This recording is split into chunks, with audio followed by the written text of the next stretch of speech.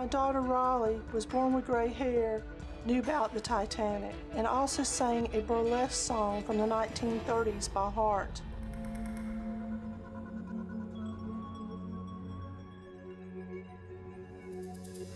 I wondered, where was this all coming from?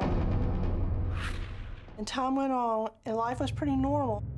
When Riley was around 3, we decided to take a trip to Jekyll Island. Jekyll Island is located off the coast of Georgia. It's a small island with a lot of nature and animals around it, but it also has a lot of history. In the 1920s and the turn of the century, people from up north that had money vacation homes there on Jekyll Island.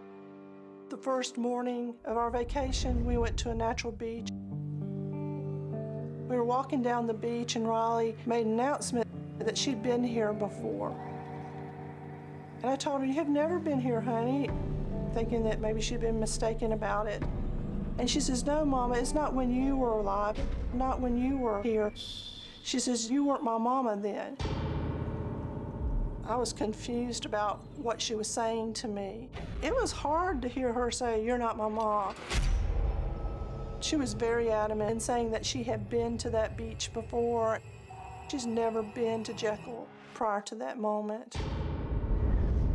After lunch, we decided that we were going to take a historic tour. And the first house that we stopped at was the Rockefeller cottage. Riley was running up the steps, and she ran inside, and there are these velvet ropes. She tried to go through them, which the tour director stopped her. She was so happy to be in there, and she's just running around, and I'm trying to get a hold of her to calm her down. Riley's never been that happy or excited to be someplace. And she never acted like that anywhere else. She was telling us, we sat over here for reading, we ate over here, and then she started saying this isn't the right furniture, that the plateware wasn't their plateware. Tour director started laughing, and he says, "Has she been on the tour before?" And I said, "She's never been here before." How does Riley know that this is not the correct dinnerware? A 3-year-old would normally not even think about something like that. When we were trying to get her out first, like, "Come on, it's time to go," she was like, "I'm not leaving. This is where I belong." She was just pulling, refusing to come. Finally, I ended up having to pick her up physically and carry her out. And she immediately says, "I have to go back there. That's my home. That's where I lived. That's where my real family is." I was embarrassed, first of all, that she was acting this way, thinking that she's never had a fit before. And I was like, I have to stop this, I have to calm her down. And so I forbid the mention of Jekyll Island in the home. When Riley came back from Jekyll Island, she wasn't playing with the children. You could tell that she was upset. After she went back to preschool, I was stopped in the hall by her teacher. She told me, was there something going on? Because Riley had been talking about being taken away from her real home and her real family. She had the teacher convinced something was wrong and something was going on. I can't believe Riley is telling everybody that we took her away from her real home, her family, and I'm having to go around explaining to people when it started and when it happened. I never thought I would have to defend that my daughter, Riley, was my daughter. I was starting to get really worried. Medley is a very loving mother, very attentive mother. It never crossed my mind that something would be wrong at home because they were just that kind of a family. My belief is that time is not a straight line, but it's a circle, and that we all come around. The first thing that popped into my mind was, did she have a past life coming back to her? It just was very confusing that this is happening in our house with our child, and she is really having a hard time. So as a mother, you're trying to rationalize it, but I kind of have a strict religious upbringing. It was hard for me to believe that my child was going through this. When I suggested to Medley that it could have been a past life, the thought had never crossed her mind that that could possibly have been what the problem was. That was the first moment when I considered that this was some type of reincarnation or a past life experience.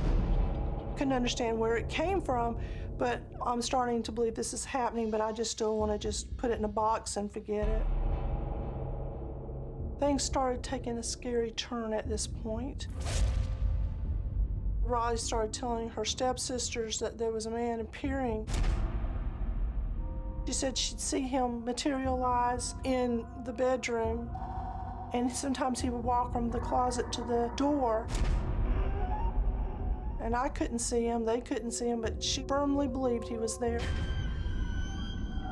She wasn't frightened of the figure. This was somebody she felt like she had known before.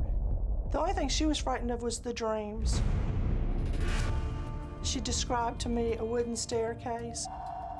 She can remember descending the staircase, looking down at the man, and he's waiting for her. She said she didn't understand the meaning of the dream. She just felt like she needed to get to the bottom of the staircase to this person. The dream just ends right there. When Riley woke up from her dream, she had like anxiety. She would be streaming tears and shaking and just didn't want to talk. My name is Riley and I'm 18 years old. I've been having this dream since I went to Jekyll Island of me descending down to this man with a little hat on, and my dream just kind of stops, and I never make it to the guy. I think it means my past life I died in a situation where I didn't get to finish something with this guy, or I had an ending that wasn't the way it was supposed to go. Maybe it's because she hasn't completed something.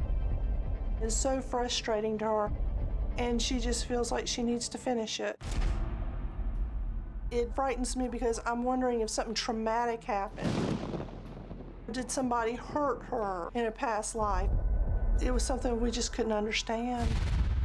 If she did have a past life, who was she? When she was older and she was like, why didn't you help me find the answers? And then I was like, oh, I should have done that.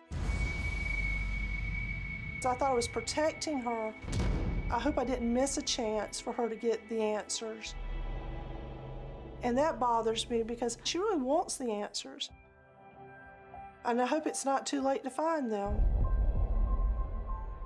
Riley's now 18 years old. She just graduated from high school, and she really wants to go back to Jekyll Island, and we have planned a trip to return to Jekyll Island. When I speak about Jekyll Island or talk about it or even bring up the dreams and stuff that I had, I tend to get upset. Sometimes I'll cry, sometimes it'll make me happy. It just changes emotions within. But I know that I need to go on discovering what happened.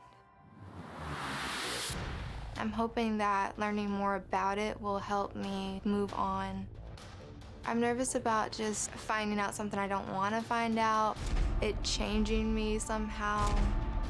There's multiple things that could happen and it scares me. I'm feeling different emotions. You all right? Excited and nervous. You all right? Yeah. All my life I'd had this feeling that there was something missing from me. I'm hoping by coming back to Jekyll Island that I will find what was missing or finish something that will cause me to feel 100%. I'm hoping to find a name and find out more about my memories and maybe connect to my past life in the way I did when I was younger. Hello. Hi. Hi, I'm Riley. Riley, I'm John Hunter. I'm Medley. Medley, nice to meet y'all. Good to have you all back on Jekyll. Yeah, it's great to be back. Take a stroll and take a look inside. I'll show you a little bit of the cottage. Come on in.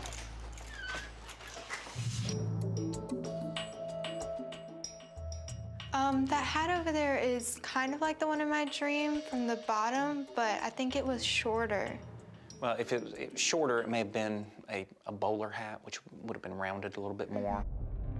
I do definitely feel like I have lived here before. Oh, I really like those beds.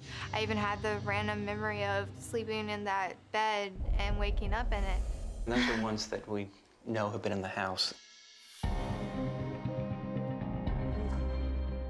I definitely feel like a lot of the furniture is in the wrong place. Seemed like I was getting so many different vibes from different rooms. I'm just like, I'm happy to be here, and at the same time, for some reason, it's like this feeling of like just being mad, like that the house has been like moved around type of feeling. It's really weird. Right now, I can't even process everything because it's just so much at one time. And you want to go into the... Yeah, we'll go into the next one. Okay. Wow. I think these were actually the stairs from the dream because of the stained glass window and the shape of this. Yeah. The fact that I got to see the staircase really was the emotional part. That was such a major detail, always looking down and seeing the rug, like almost a pathway to the guy at the end. Can you do it? Can you go up? Yeah, I think I can. Okay. It confirmed also the fact that something probably happened on the staircase. Yeah, the railing feels the same in the dream. Possibly my death, or possibly I fell and got hurt. Wow. And I definitely feel like I didn't get to finish the staircase ever. Initially, I felt nervous about bringing her back to Jekyll Island, but at the end of the day, I feel like it was a good experience. I feel that I have closure now about my past life and that I'm gonna be able to move on when I get back home.